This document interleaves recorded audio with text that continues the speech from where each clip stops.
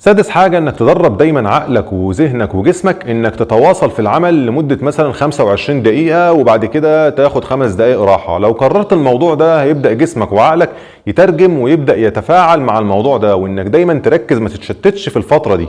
ومرة مع مرة التقنية دي هتدرب عقلك على التركيز العالي وهتمنع عنك الارهاق. سابع حاجة، ابدأ بخطوات صغيرة.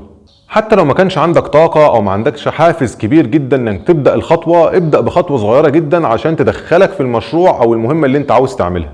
زي مثلا لو هتكتب تقرير على الكمبيوتر، افتح الملف وابدأ اكتب حتى لو جملة واحدة. ده هيقلل عندك الاحساس بالخوف وكمان هيديك حافز تدريجي. حدد دايما الديدلاين، الوقت النهائي لتنفيذ العمل او المهمة او المشروع ده. دايما تحط موعد حقيقي وواقعي علشان تنفذ المهمة دي، ومن الافضل ان المواعيد دي تكون قصيره نسبيا وما تسيبهاش كبيره ومفتوحه، وده بيخلي عندك الحاحيه زياده علشان تنفذ مهمتك.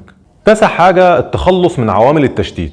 يعني انك تخصص مكان هادي تشتغل فيه ما يكونش فيه اي ملهيات زي التلفزيون او الموبايل او اي حاجه تشتت انتباهك عن العمل اللي انت هتقوم بيه، وده هيديك تركيز بس على المهمه اللي معاك.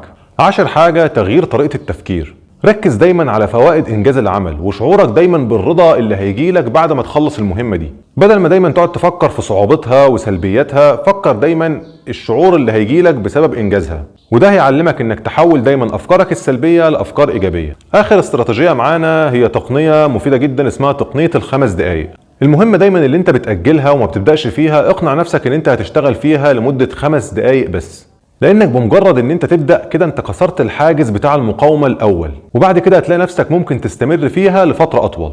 وفي النهاية صديقي لازم افكرك ان التغلب على المماطلة والتسويف عاوز منك صبر وممارسة كتير، وغير الممارسة المستمرة لازم يكون عندك ادراك ان دايما هتتحسن مع الاستمرارية، والتحسن ده طول ما انت شغال هيبقى بصفة تدريجية، لان هي عادة سيئة وتقدر تتخلص منها عن طريق بناء عادة ايجابية وبالتدريج.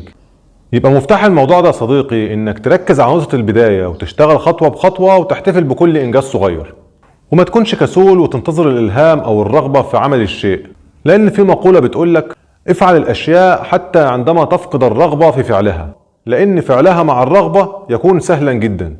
والتغيير دايما بيبدأ بخطوة، والتحدي الكبير هو الخطوة دي. وفي النهاية صديقي اتمنى يكون الفيديو عجبك واستفدت منه ولو بمعلومة واحدة، وتعمل شير ولايك وكومنت وتفعل الجرس وتشترك في القناة لو ما كنتش مشترك في القناة. اشوفك ان شاء الله في حلقة تانية. سلام عليكم.